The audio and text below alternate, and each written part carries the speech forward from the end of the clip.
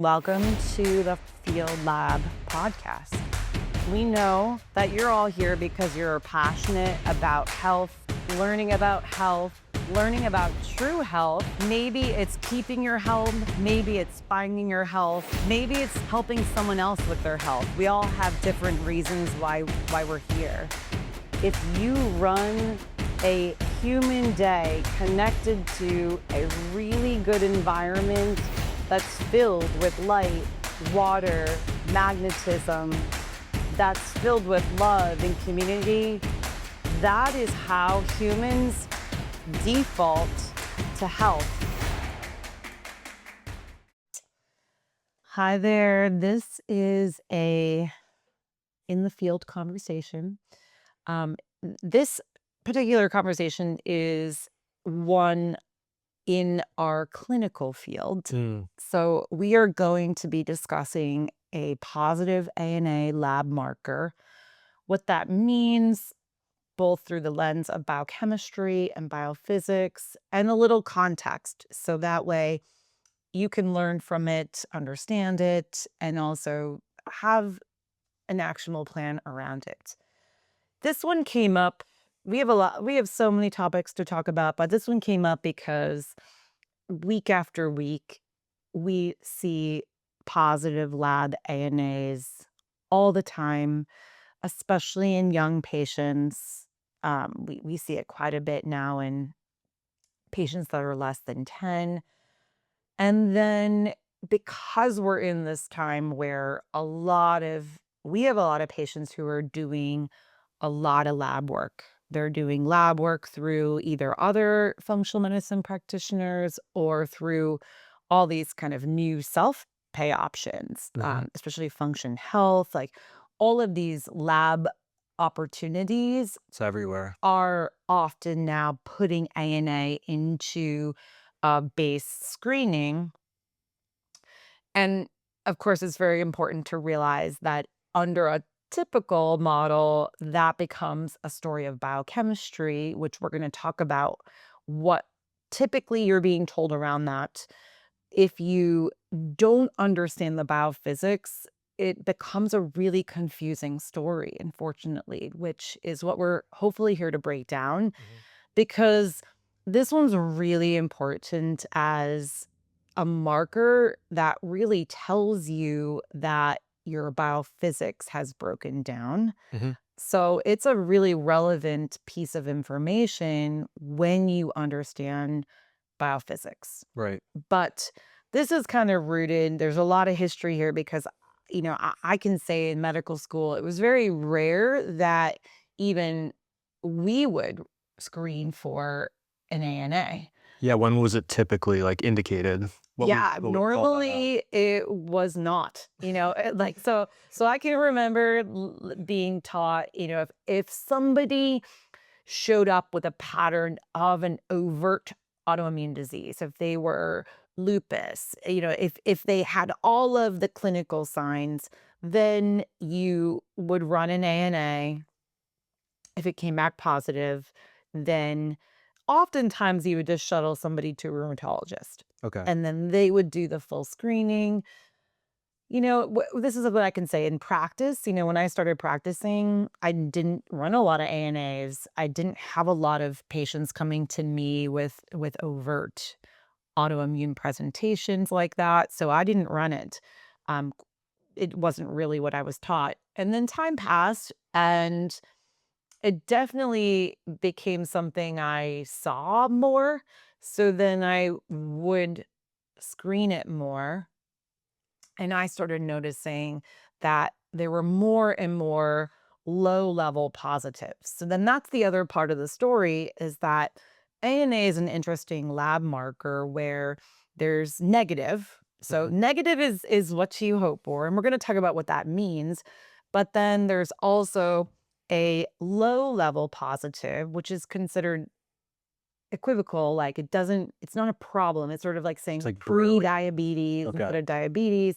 It's brewing, but medicine doesn't really care about you yet because you don't have a high positive. And that's typically the score would be positive, and it's 1 to 40 or 1 to 80. And then that is what I saw a lot of patients hovering in. And as time passed, I can definitely say that it was before I learned about biophysics myself that I started screening for more ANAs. And I saw a lot of positive ANAs that were just that, one or two ticks of positive. So technically not somebody you would shuttle out to a rheumatologist, but from a functional medicine perspective, functional medicine, naturopathic medicine had very elegant diet solutions that I offered. And that's absolutely the path that I went down initially with patients.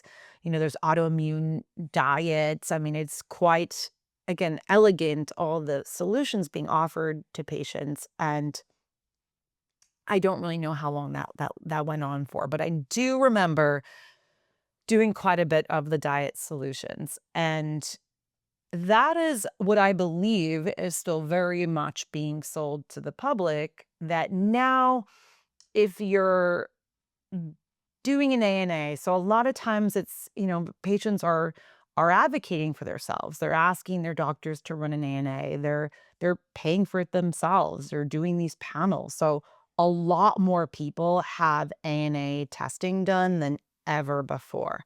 Now, I am as a doctor, as a clinician, ordering ANA for patients, but specifically to help them understand their biophysics-based story. But let's go back to, what's typically being told to somebody who has a positive ANA. Mhm. So if you have a positive ANA, typically your doctor will tell you you have an autoimmune disease brewing. Okay. So that in simple terms is that your immune system is recognizing your own cells as looking bad, Mhm. and that the immune system is tagging your own cells for destruction, Okay. and that's just going to go on forever Just is what it is. until you have an actual autoimmune disease, which then means that this is going to target specific areas of your body, and that's going to just slowly rot and degrade until you die. What's it conventionally being attributed to? Like genetics? So that's the conundrum Because I don't really that hear people. it appears to be, bad diet, Okay. bad toxins, bad lifestyle, Mhm. um, that unlucky, Right. not sleeping, all the things of a human not living a healthy biochemistry-based lifestyle. Gotcha. But the general thing I hear from patients when I'm not running it for them is that, oh, even this week, I had a patient that said their specialist told them, once you have a positive ANA, you never need to run it again because it will never go negative, and that's Yeah, I just hear your that a lot. sentence. Yep. Like, once you have it, that's your It's sentence. impossible to turn it negative. It's impossible to turn it negative. And I would, to some degree, agree with that, because if you only think about this purely biochemical, Mhm. then that does sound like the only end result. Right. That once your immune system recognizes that your own cells are going bad, your only hope is to slow the degrade. Mhm. And that's really what the biochemistry solutions are offering. That if you think about it purely in that way, so this is an anti-nuclear antibody, so it's actually telling you that the nucleus inside of the cell at the nuclear level. So now we're talking about all cells with nucleus. Like, this is now all the cells in you. Mhm. This is now a process gone bad globally. Okay. So once that's happening globally, sounds like it's just going to keep going bad. Mhm. Because now, if you don't really understand why it's gone bad, you think, well, the immune system's attacking me. Hopefully, I can slow that degrade. Now, from a diet perspective, I do remember I had some patients who would do an autoimmune diet, which is kind of it's maybe all relatively the same broad diet, which, Kinda you like me. avoid all Yeah. the food top allergens and all those things. I think everyone kind of knows about this. Like Right. avoid gluten, avoid dairy, avoid egg, avoid everything. Maybe if you avoid everything, then because you've got a strong immune interaction in your GI tract, maybe you'll decrease the stress on the immune system so it could be stronger to heal your insides. That was always the story I told patients, and sometimes it worked. Okay. In fact, again, it often did work initially. This is now going back many, many years. When it stopped working, this made more sense to me once I learned about biophysics that sometimes and oftentimes now diet does not move the needle. Mhm. There are many supplements being offered that are there to help repair. It's immune focused support. It's autophagy support. It's mitochondrial support. I mean, gosh, the load of supplements that are offered to people, the protocols, the advanced functional medicine around treating a biochemistry-based positive ANA could make you go broke. It's, like, so all-encompassing. Yeah, Yes. it's pretty wild. While you may not actually be improving your health, because it is ultimately a bigger story of the loss of the biophysics in the cell, the loss of the redox potential, the loss of that net negative charge of electrons, everything that we are really pushing back on in everyone learning more about the biophysics of the cell. The physics of the cell means that a cell itself is loaded with energy and information abundantly, so much that any process of repair can happen at night, can happen during the cell cycle. It can happen continuously to be able to then make sure a degrade is never happening. Mm. So is it a situation where, like, the immune system can no longer recognize self? Like, it can't recognize its own self, and so it just treats everything like it's not self? Or is it making a decision energetically where it's less expensive just to take out these cells and to behave in this way? Maybe both. Maybe both, okay. Yeah. Yeah. Yeah. So, the way I have started to think about ANA, taking it deeper, is that there is that bigger concept of a cell that's now isolated from the whole. Mhm. That ultimately we're in a living state where each cell can still understand it's part of a human self. So a network, It's able to decentralized network. recognize itself in its decentralized network, Mhm.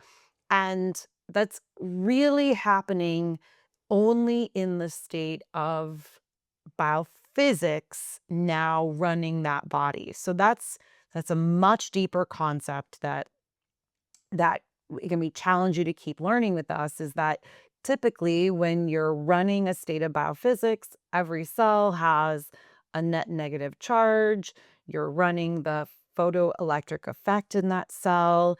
The mitochondria are able to produce water that's deuterium depleted. It produces carbon dioxide. It produces ATP. The cell is interacting with the source, which is sunlight in the cosmos, building then neuromelanin to charge separate water. And again, like this is the more complex stuff that we encourage if this interests you. This is why we created Field Lab for the Mhm. deeper dive. But we want you to think through this lens of now a cell should exist in this network. That water is charge separated, filled with electrons, filled with net negative charge. Its dielectric constant is no longer the same as what's in your glass of water. And now we know you're running at a level of physics that ultimately there's so much energy and information there abundantly in this normal state of the human that every cell knows that it's part of this bigger, coherent, decentralized network of physics. Mm. So that's just the default state. Mhm. So now, if that starts to collapse, now you've got this problem of cells can start isolating. Unfortunately, when the cells isolate, they have to live in survival mode. So now, if you're an individual cell, how are you doing energy and information transfer? Are you able to get enough energy and information in to then run the normal state, which is constantly, you're renovating and repairing this nucleus? Because during the day, like this nucleus is working hard. Yeah, you're putting a lot of wear and tear. You are ultimately doing work in the nucleus, and that is normal. Mhm. However, the strength of that cell energetically and filled with information should without problem be able to repair itself, which is, I think, what we said at the beginning, that a positive ANA really is an indicator of kind of a much bigger problem Mm. that should never be. Right. That we shouldn't have ever gotten close to the point where we've lost this excessive, abundant redox potential. The buffer from a biophysical aspect is so massive that if Somehow we we depleted it. depleted it, Mhm. now we've lost the biophysics. So now we're more running on just the biochemistry. Now, biochemistry day in, day out is not enough to supply a cell. Mhm. You cannot eat enough healthy or autoimmune diet. Yeah, You yeah. you can't take enough supplements Right. to offer what the cell actually needs to run Mhm. its redox potential, which is, the work of Gilbert Ling and Malin Ho, who said, like this energy math doesn't add up. Like, if you just look at a cell from the standpoint of ATP and just running straight energy from food, it's not enough. Yeah, it fails It's by only significant yeah. amount, So yeah. theoretically, it's like a third of the cell need. Mhm. Now, you might be able to get by for the short term running that state, but long term, you're going to show up with a positive ANA. Mhm. And you might show up with a positive ANA as a kid Yeah. because you may have never had the biophysics to begin with. Mhm. And now we're at a real crossroads because what's the solution of medicine? The unfortunately, the conventional medical system really has a conundrum because this has them stumped. Yeah, what do they offer people The typically? offering is really harmful pharmaceuticals. Okay. I mean, to the point where, we had a young 6-year-old who was given the offering of, all we have for you for this autoimmune disease is a really bad chemotherapeutic Okay. drug. Yeah. And hopefully that won't kill you. I mean, this is kind of where That's we're where we're at. at, yeah. So that's really troubling for parents of young children. It's really troubling for young people, which I think is why then they're going outside of the conventional box to find a solution. So now you've got functional medicine, the health and wellness space providing lots of options. They are happy to give you their functional medicine solutions, and I really, strongly push back on that is not a solution for health, which is why we're kind of starting with this one, which might seem a little unconventional, that positive ANA matters. But I think it really, really matters Mhm. because it is the story of our biophysics being lost, now leaning on our biochemistry, which might get you by for a little bit. But what happens when it doesn't?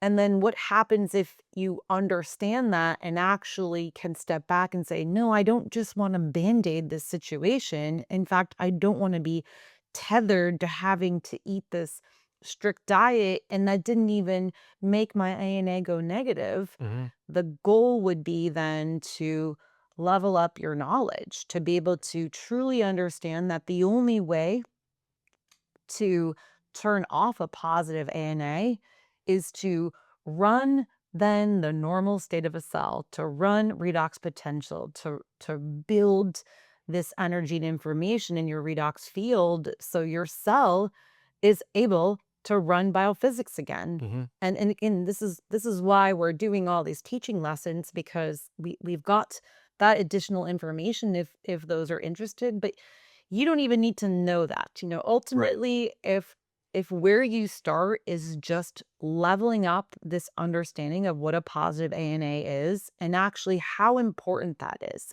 Because I should have made this point at the beginning that, we're kind of in a time where everyone is so still very wrapped up in like heart health, right? And Mhm. cardiovascular risk.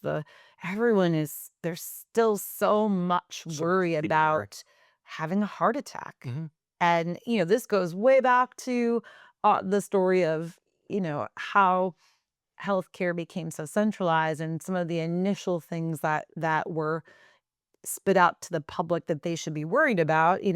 That was a big one, even though not many people just died of heart attacks, but it was something that it was easy to make people worry about. 100%. And even though, I mean, heart disease has exploded and it's such a relevant topic, interestingly, what I've found is that somehow a positive ANA doesn't stress anyone out. Well, that's what I was saying. It's like, Right. doesn't create that same level of fear. Because it almost proves our point that Right. if medicine Mhm. hasn't attached itself to this, Right. then it doesn't create a fear-based thinking.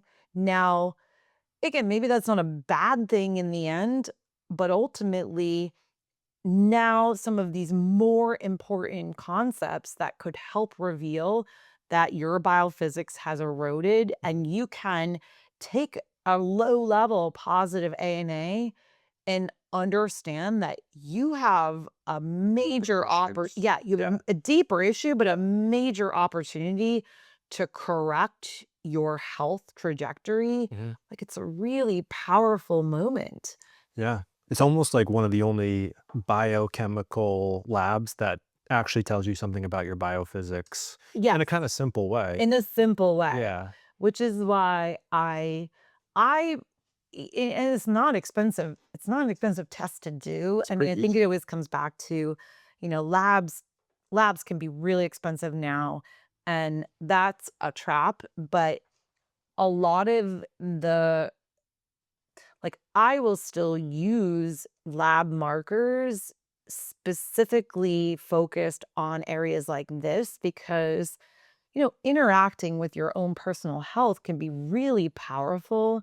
And seeing something like that to help you truly understand your personal context and then having that to compare is really valuable. Mhm. So I would, though, not look at it from the standpoint of being afraid around No, it's it. not a No. fear-based conversation. Although I think what we're saying is that we kind of worry, will it be one of the next things? Well, yeah, you Yes. look at heart disease and it became so huge, but they had the statin. So it's like they Yes. always had a solution ahead of the problem. So I worry about that for the future of Yes. people. Our prediction Yeah. is that, in 10 years, will then this be Every everywhere, and so now yeah. people will worry, but it becomes a worry when you don't understand biophysics. Like, Yeah. that's really what we're always coming back to is if you only understand biochemistry and ANA through biochemistry,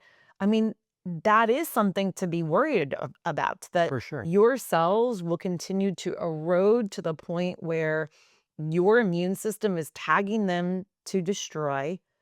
You hope there's enough energy Mhm. to actually get rid of that cell, because that's the problem. If the body's redox potential is so weak, you might not even have the energetic capacity to delete that cell. And now if you've got a That's really bad cell, pulling from the energetic whole, now you've got cancer. Cancer, right?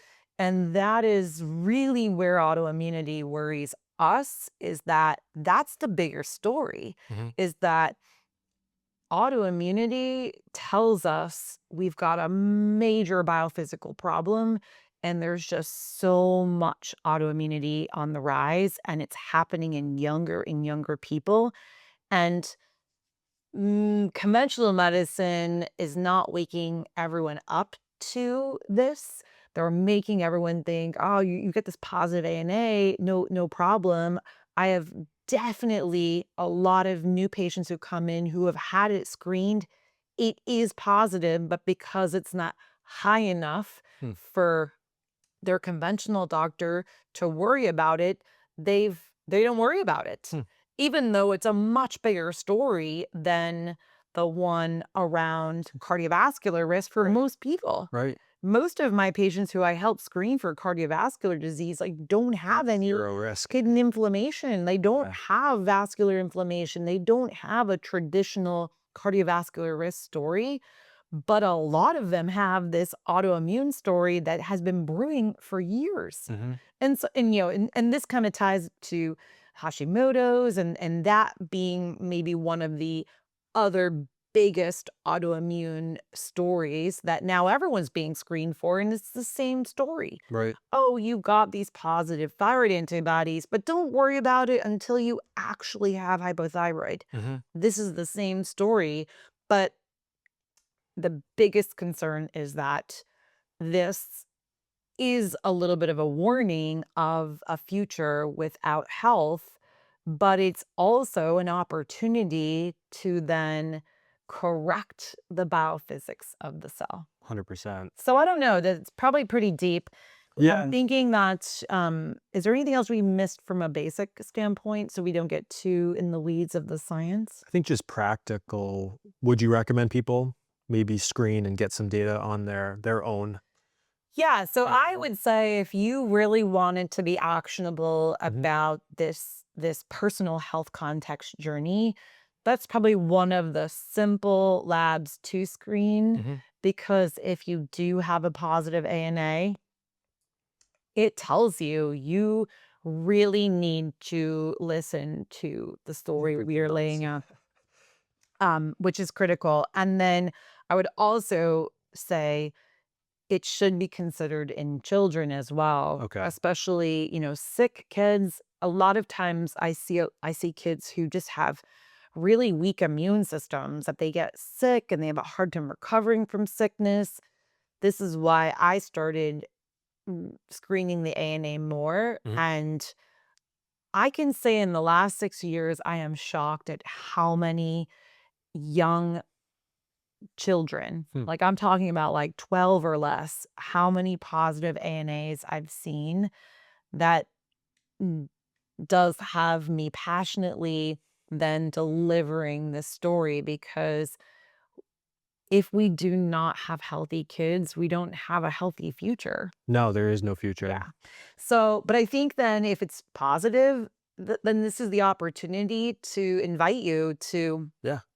to join in these conversations, Mhm. because ultimately the only way you can fix an autoimmune disease is you have to bring the biophysics back to your cell. Mhm. That is nature's rule. Without it, you will never input enough energy and information purely from a biophysical standpoint. There's no diet, there's no pill Yep. that will be able to infuse enough to meet the demands of the cell to prevent disease in your future. Absolutely. A bold statement, but it is It's absolutely nature's rules. natural truth. Absolutely. Why is this built into possibility? Because really develop this immune system that could do many different things because we were so connected to these light frequencies. Again, normal state of the cell is that humans were able to, via POMC, create biophotons, light internally, that was even stronger than the sun if we still want to run human complexity, which is the immune system, which is the nervous system, which is the endocrine system, which is everything that makes us human, coming back to the story of chromosome 2. And unfortunately, that requires information. But ultimately, how you want to think about it simply is once that starts to go, once you've disconnected from planet Earth, then the deuterium is where things start changing to then create a change in the form. Thankfully, this is a mechanism built in to delete troublemakers that are not doing deuterium depletion adequately. Better off to get rid of them so they won't poison the whole. If this doesn't get taught to young people, these are the young people that will never have health and will never have then healthy fertility. And, then it's just the bigger story of species. But that one thing alone will move the needle so much that is why, it's a non-negotiable for us. Always at the end of the day, trying to understand your life in the context of what you're doing to support your biophysics is what's going to drive the most health in you by just running a normal state.